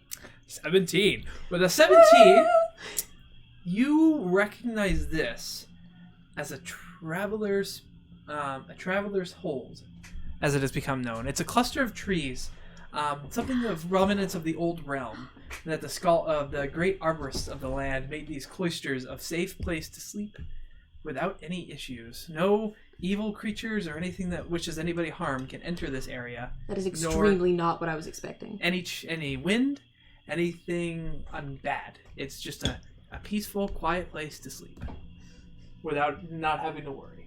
I know that reference. Essentially. I don't. The naming books? Oh, yeah, I guess that wasn't there. This was actually on the table I rolled for, so. Yes, I know. Not very creative. So, you guys find your way. You guys don't even need to worry about watches. Yeah. You guys kind of have yourself a quick fire. It's peaceful. There's not a lot of wind blowing, which is eerie. And the smells of the swamp do not permeate the outside ring of trees. Nice. So you guys find yourself a quiet place. The ground is as spongy and mossy as it is. It's very If it's comfortable. super cozy, Pip is going to try to curl up next to Faye. Like, cuddle up next to her. Because... Because it's safe and cozy and warm, and that just makes her think of home, and she just wants to... Huh? Speak up a little bit. So yeah, Pip just thinks of home and wants to cuddle up next to Faye. Because of... What are you going to do, Faye? Put up with it. All right. So Faye finds herself a nice quiet spot, and you go and lay down next to her, and she kind of gets up and moves a little bit again, and then you kind of move closer. Nudge closer, like a kid does. And with a sigh, Then... Faye just accepts her fate, curls up, and you curl up behind her. Close and comfy, and the soft, spongy... Good night, Daff. Daff kind of looks up and chuckles a little bit and finds himself some sleep. I would cuddle with Daff, but he's spiky. And then she's asleep. Alright, so you guys find yourself some sleep. The night goes without issue, as you're in the safe cluster of trees. You wake up to the nice bright sunshine shining through the trees, leaving lines of light for you to see. For that, you start your morning. Now, as we're approaching the swamp, you guys are going to start looking for the signs that you were told to look for.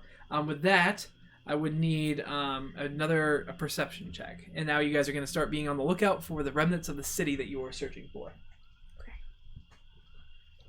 You said another perception check? Yes, please. Sorry, zoned. It's good. Of the swans. 21! 21. All right. You have redeemed yourself in my eyes, tiny dice. So you make your way through. About halfway through the day, you almost miss it, but you happen to notice a little piece of stone jutting up through the ground. And past it, you see another one leading you in a direction off to your right. It wasn't originally on the path you were taking. Seeing this, you follow the path of broken rubble, and eventually you start coming upon a city, broken, full of rubble. And eventually, as you get closer and the buildings become more dense, you find yourself amidst the remnants of the swamp. You see a overgrown, ancient city. And in the center, you can see from even this distance, even through the swamp fog, a giant, almost triangular building that is prominent in the distance. It seems grander than anything else in the area. Wow, that's something. The architecture is ancient. Nothing is reminiscent of things that you've heard of from the major cities, like Dawnpod, but yet strangely different. Not really sure. I would like either one of you, actually Faye, because you're part of the archivist, I would like you to roll a history check for me. All right.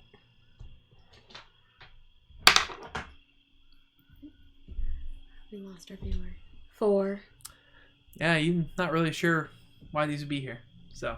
God damn it. I had one job. You know they're old. Somebody left them from before. Who knows when, or where, or who. But You yeah. have unredeemed yourself. And there goes my last D20. They're all in dice jail. We lost our viewer. So, with that... Viewer, come back! She's got brand new dice. So you guys make your way through, Back. heading into the deeper in the city. With this, you guys know that according to what you heard from Professor Bumble, according to what Orthreus said, that apparently the bullywogs got closer as you got closer to the temple, thicker. So how would you guys like to proceed? You can see that even from where you're walking in, there's almost like a segmented road that heads straight for the temple.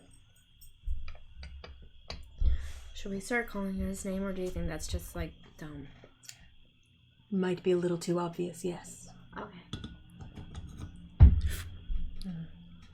What do you think we should do, Faye?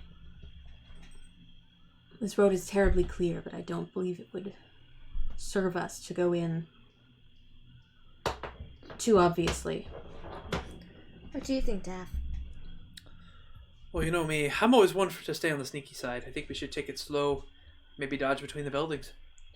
Oh, okay. But it's up to you two. You know me. It seems like the best course of action. Alright. Yeah, okay. Let's try to be sneaky. Alright.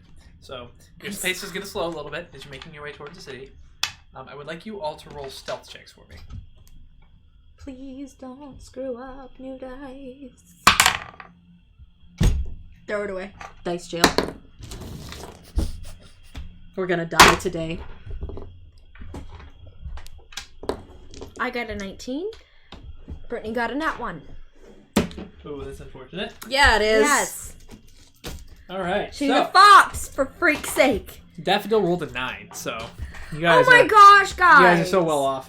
Ugh. The otter is more stealthy than you guys. Yeah, that's fair. Like, hedgehogs usually aren't seen very much, even though they're freaking adorable. So you guys make your way... Everyone in the world needs to see them. You guys make your way through the city, dodging from building to building, following away. So you get closer to the... You can see that the temple is probably within, half an hour's journey. All of a sudden, Faye leans against the side of a building, and as she does, the wall gives way, and the building crumbles, making a large ruckus. You guys immediately turn and you hear noises off in the distance as you hear kind of a weird language kind of go... If it's Shit. the language of the bullywogs. Oh, I know it. That's right. You do know that language. I knew it'd come in handy. You hear. Did you hear that? I'm not sure. I Frank. did. It sounded like it came from over there. Oh, look, there's a little plume of smoke. We should go check it out. Hey. start heading off that direction. What do you guys do? They sound like they're a little ways away, but they're coming on quick. Hide. Guys gonna try to hide? I'm gonna try and hide. Yeah. They're probably, well, away from where we were. Yes. Yes. Okay, so you say you guys head a little ways off. I need you guys to roll first an athletics check and then a follow up with a stealth check. Oh, Okay. God. What's my athletics modifier? It's not that bad. You could do athletics or acrobatics. I'll allow either one. Oh, We'll okay. go on with athletics. Well, I am. I'll probably go with acrobatics. So, athletics is 11. So, I got 13. With acrobatics. Yeah. So 13, and what you get, Brittany? Or Faye? 11. And then we're gonna be stealthy. Okay, 11. Right? And stealth checks, please. Oof. 10. 11. Oh my god, we're gonna die today. So you guys deftly make your way out behind another building. And you guys hide. Oh my gosh, please let it not be like a 3-year-old. Like, I can't see them, they can't see me! that's kind of what happened with Jack the other night. Oh god. So you guys didn't even notice. Okay, let's see. Well, you weren't even there, so yeah. I definitely didn't notice if I wasn't there. I realized you weren't there the other day. But yeah, Jack had like a full-blown panic attack, and like everyone just like Okay. didn't like go and be like, "Hey, woman." So as they make their way around, Oh gosh. Please no. as you guys are there, ironically enough, Daffodil's foot is sticking out next to the side of the building, and they notice it. God. You hear, as they say in Croaker, almost like hushed tones, because of your passive perception. You hear, "Hey, I see a foot over there. I see it too. Let's go check it out." I would like to say in their voice, "There's something in the alleyway." Roll a deception check for me. Actually, performance. Oh, thank God you didn't say persuasion. Make Oh, it it's the same. It's just as bad. Oh God. Please, dice gods, don't fail me now. You have good religion though. 11. 11. Is that the... No, it's not. That's okay. Did that sound like somebody to you? No, it doesn't sound familiar to me. God damn it. Let's go check it out. They kind of rush over. You guys have an action. This is before they not make the it around alleyway they corner. were... Huh? Oh, so they went to where they heard the voices from? Yeah. Damn. You guys have an action. What would you like to do? I think if Pip can kind of like persuade everyone to like still kind of like find an area where they might be slightly hidden and prepare to attack. Alright, so you guys like to ready an attack? But like, Can I see them? They're around the corner. They're heading your Okay. way. You can hear them tromping that way. You can peek your head out and probably see them. like there's the head. Get closer. Ready my crossbow. Alright, so you guys ready some attacks. As they come around a corner, they see you go.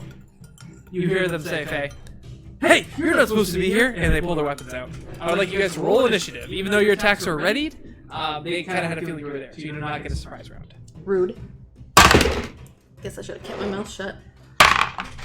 Okay, hold a second. I'll start the combat tracker. Dun, dun, dun, dun, dun, dun. Should have let them kill Daffodil. Dun, dun. We should just sacrifice. No, I would not do that. Poor little Daff. We should have done it. Just run for our lives. It's true. We have 3 viewers, so we have 2 viewers. Alright, let me roll Daffodil's initiative. So hi, viewers. You rolled 13. Stop interacting. They feel confronted. What did you guys roll for your initiative, please? 13. Okay. And I rolled an 18. Alright. Because I'm special. Yeah, you are. Thank you. I feel so happy now. With that, unfortunately, the bullywugs are going to go first. The bullywogs! Why are they so mean? Because they're bullies. Alright, so. Our bullywugs seeing you guys around the corner. Daffodil was close to the edge, so they're going to go ahead and roll. First one's going to roll an attack against him using his bite. He rolled a natural 1. That misses. Then he's going to make an attack with his spear. And that rolled 15. It hits. So he is going to deal 3 points of damage as he kind of reaches out and stabs into Daffodil. I'm sorry, viewers. I didn't mean to scare you. Okay. So Daffodil took 3 points of damage as the bullywog comes around the corner and stabs him. The other one's going to come over. For those of you watching with the combat tracker, there is 3 bullywugs there, but there's only 2 of them that are currently active. So just as a reference. There's not a third one that's going to appear that anyone knows of. So the other one's going to make an attack against Daffodil, and he's going to miss on the first attack and miss on the second attack, unfortunately. So with that, it is now Unfortunately, misses an attack on Daffodil. Pip's turn. Pip, what would you like to do? Okay, so Pip is going to run up, and she is going to attack person, the bullywog or whatever, who is closest to Daffodil, who's trying to hurt him. Alright. She's going to attack with her rapier. And She's gonna nail him. yeah, it's totally going to nail him. I rolled a 25. Yeah. That hits. Roll your damage. What a... I'm like, if it doesn't, I will hurt you. Okay, that's a 9 points of damage. 9 points of damage. Alright, so as you cleave into the first bullywog, you end up taking part of his arm off. And he is severely hurt. Gross. So, alright. Anything else you'd like to do? No. Or wait, do you need a long rest for that? I will need a short rest for that, so I'm gonna hold on. So, All yep, right. no, gonna end my turn. With that, Normally, you would use it is now Daffodil's go. You were current combat with the first one, and he is nearby. He's going to draw his sword and make a sneak attack. Or he's going to attempt to anyway. He rolled a 19. That doth hit. Doth. Go away. Doth hit. A hit! A very palpable hit. And he's going to roll for 8 points of damage against the first one. So he's going to pull out his rapier, and he's going to stab he's pull his short sword. Shakespeare. And he stabbed right through the first bullywog, right through the heart, knocking it down instead. So, you guys now have 1 bullywog left to deal with. And with that, Or Romeo and Juliet. I don't know. Probably Juliet, yeah. Daffodil's going to bonus action disengage and make his way back a little bit. Go Daffodil! Faye, you are up. I Daffodil. am going to shoot our remaining bullywug with my crossbow. Attack.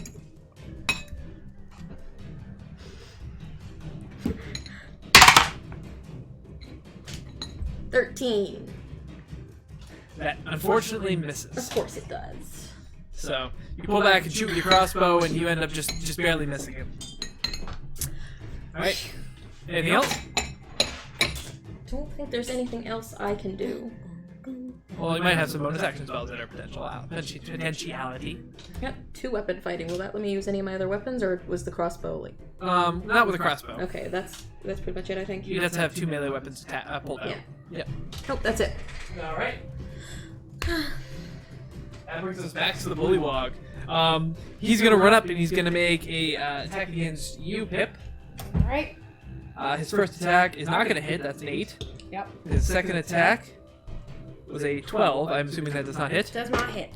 Alright, so yeah, he's like he kinda has like an oh shit moment. Pip, you are up. Alright. I'm gonna attack that loser who's trying to attack me. Go ahead. You're gonna get him. Yep. That's 22. a 22. That hits. Roll your damage.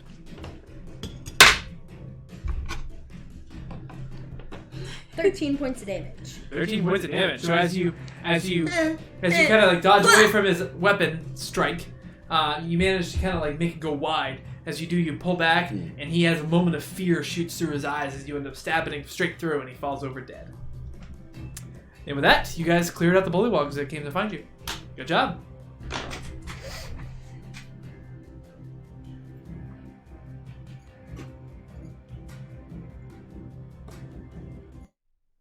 Well, they were gross.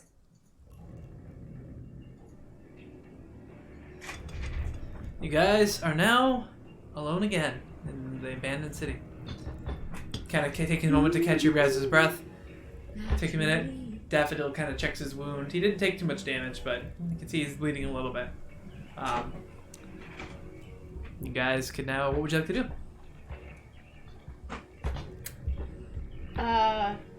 Pip is gonna want to sneak some more because she thinks that there might be more guys.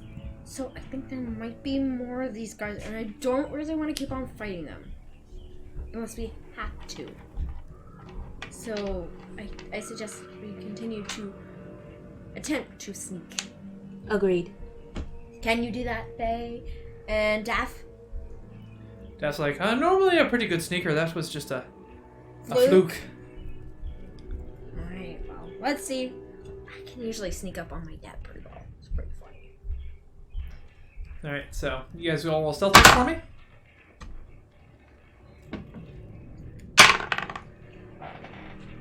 Ten. Daff still got a 24.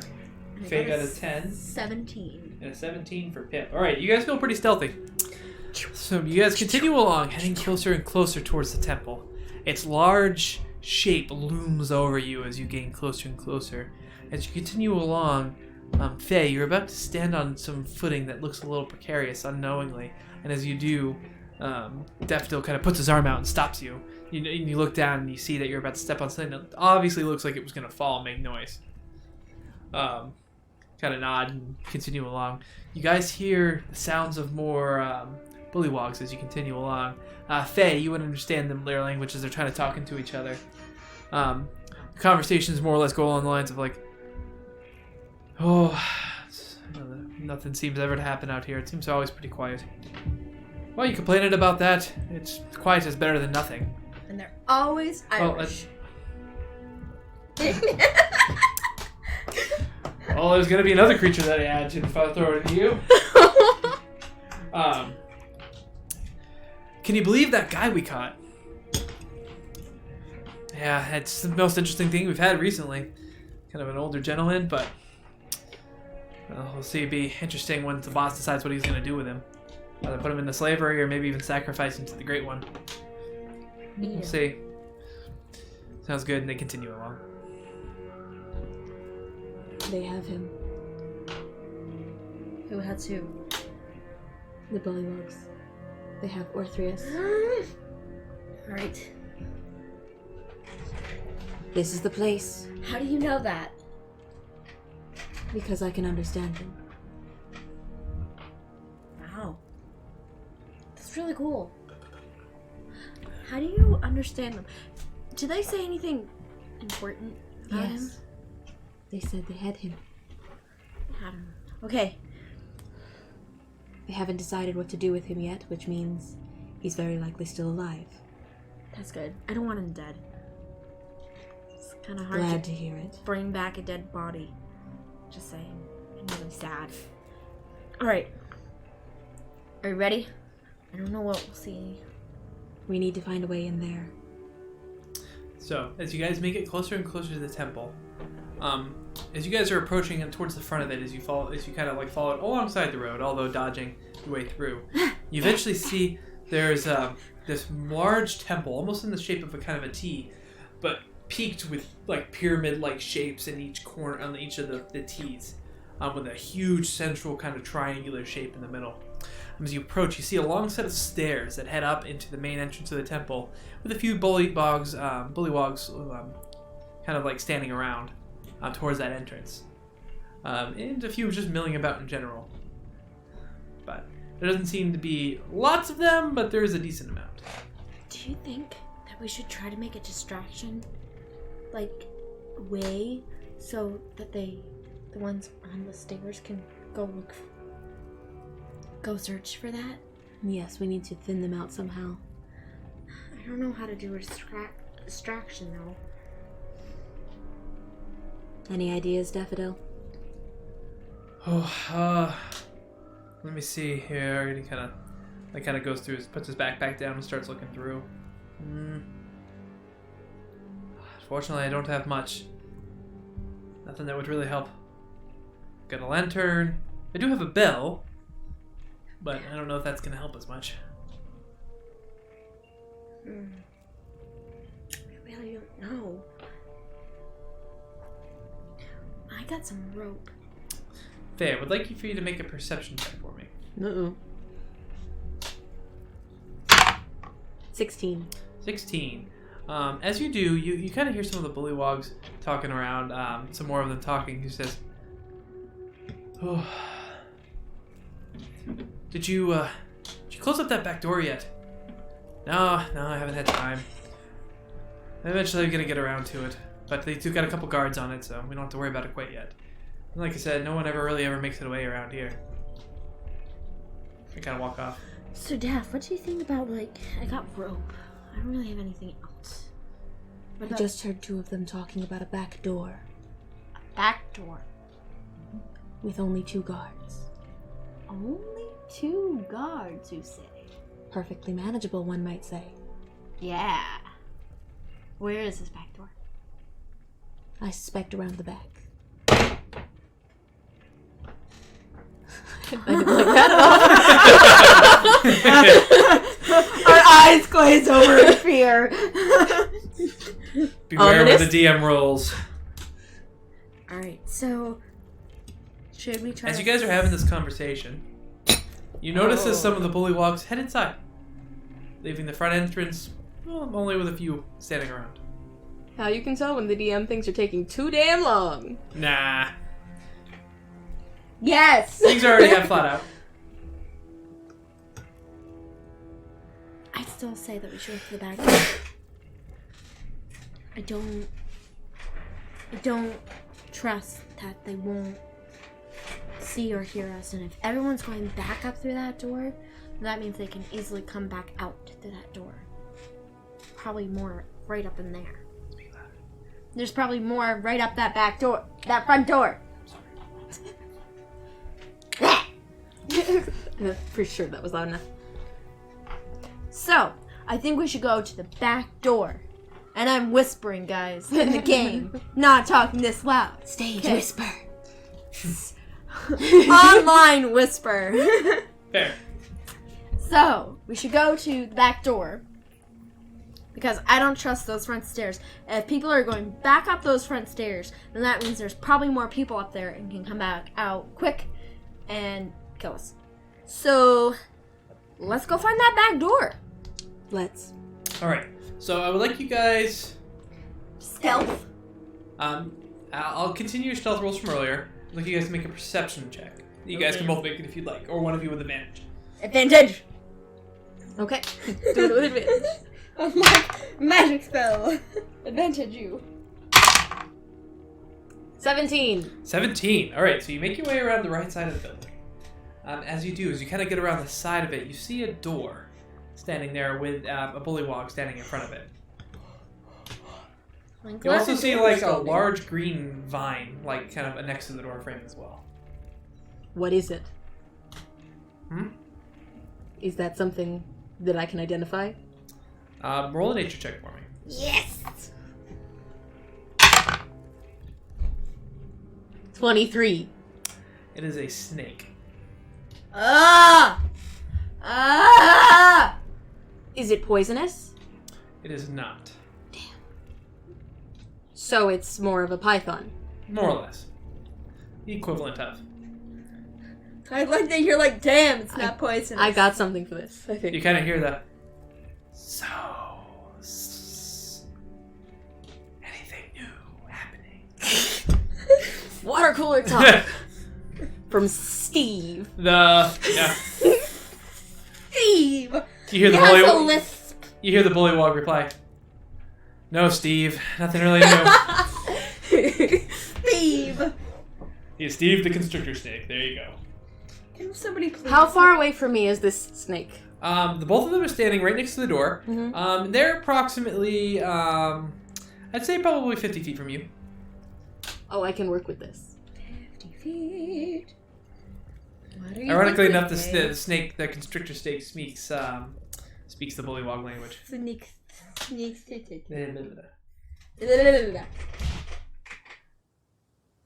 This is my spouse, everybody. what'd you guys like to do? Knowledge. Okay, so the spell that I was thinking of does not have the command that I needed. Rude. Fair. Oh, okay. Oh no! Wait! You might issue a command other than the one described, and so the GM determines how the target behaves. What spell is this? Command. Command. Any creature I can see within 60 feet. Also, no. The command only lasts for 1 round. That's why I'm a little upset that it's not poisonous. I got you. Okay, so what do you think you want to do the command? I'm gonna get up close and then bull run into At it. 60 feet, you can accurately send out a command, but it will have to hear you. So.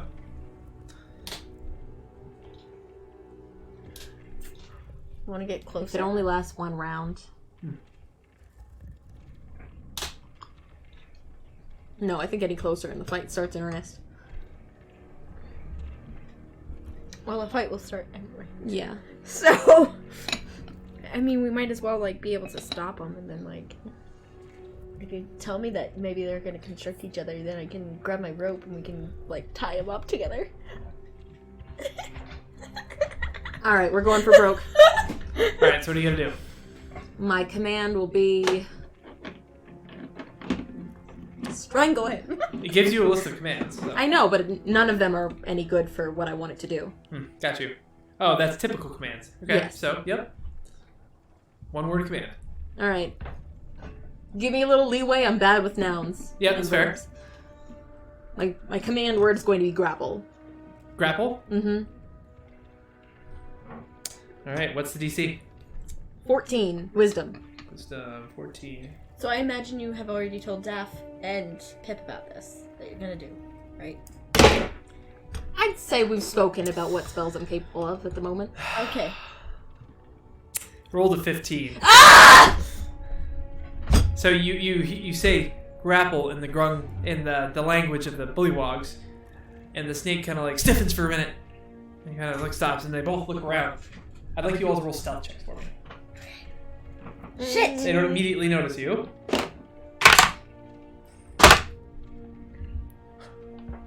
10. Oh no! What you roll? Oh, what do you think? Natural 1. Yeah. So did Daffodil. No! So Me and Daff were I'm surrounded by imbeciles. Me and Daff were so sure it was gonna work. He just fucking started. Oh Maybe Daff man. poked me with one of his needles. So as Rip you, headphone uses. I'm sorry.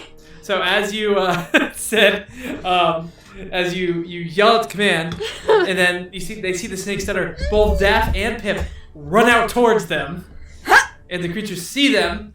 The snake does not grapple him, and they both start heading towards you. You can hear them go, "We have intruders!" No, shut up. And then they run towards you. Shit. And you girls roll initiative for me.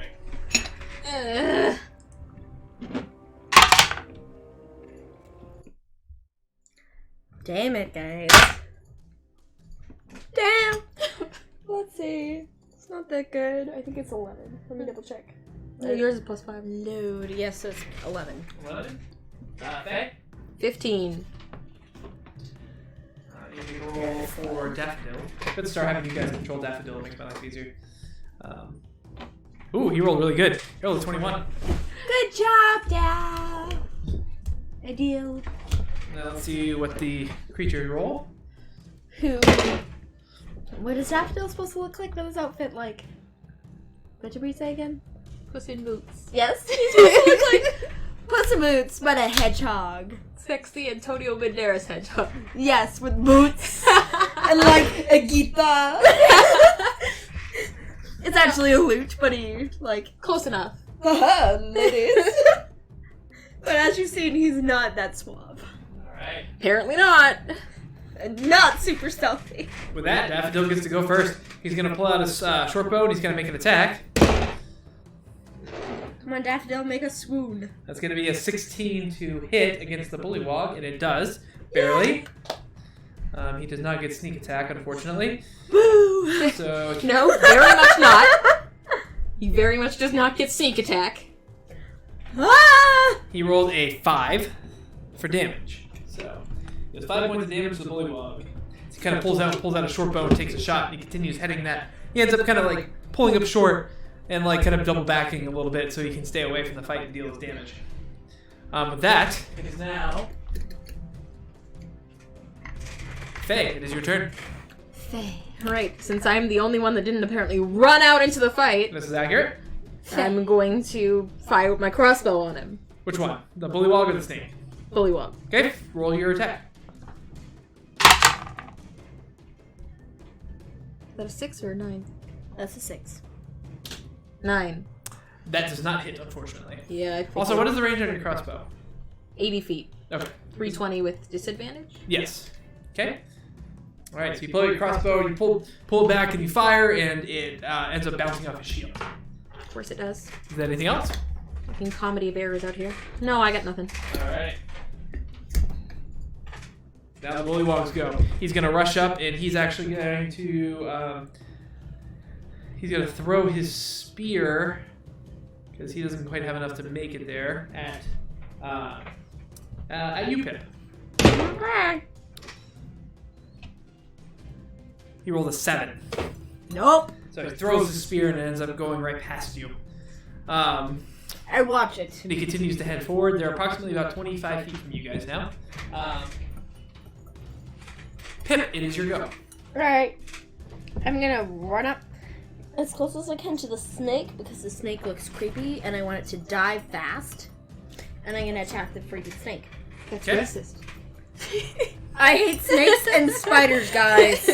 Sure, I'm racist. I hate snakes and spiders. Which one are you going to attack, you said? The snake. Okay. You missed that part, but you was... I The missed snake! So, 20. yep. That- No, No. 19. That hits. Oh, it's plus 6? No, Oh, that's that's is a it? 12. Oh, my bad. Looks like a 13. That hits. Please roll damage.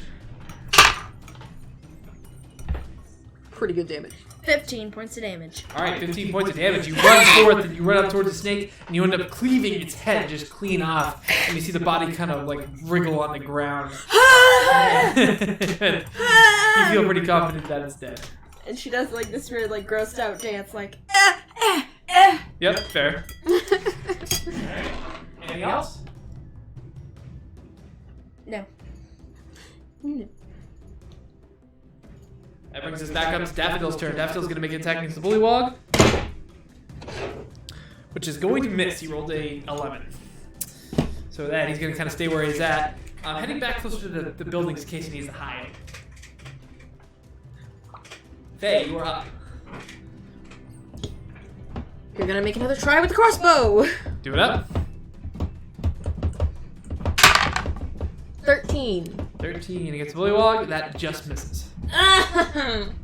So as you pull back your crossbow, kind of click, putting it back into space, fire! And again, it bounces off his shield. Anything else? Nope.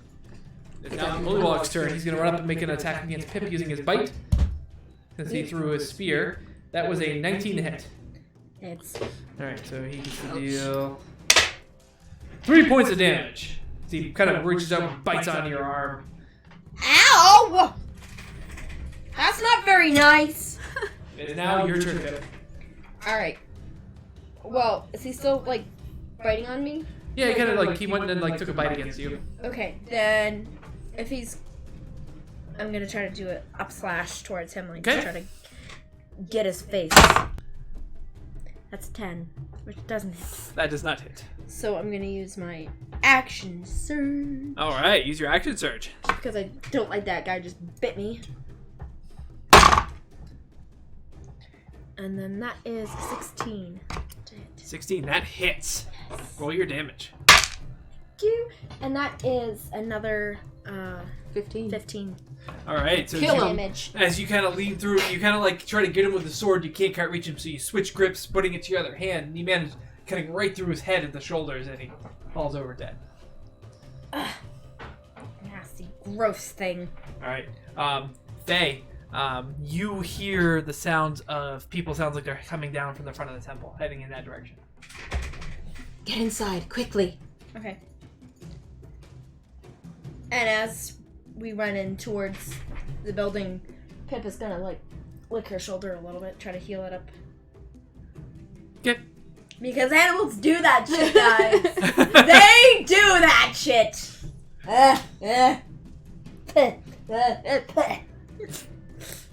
Okay.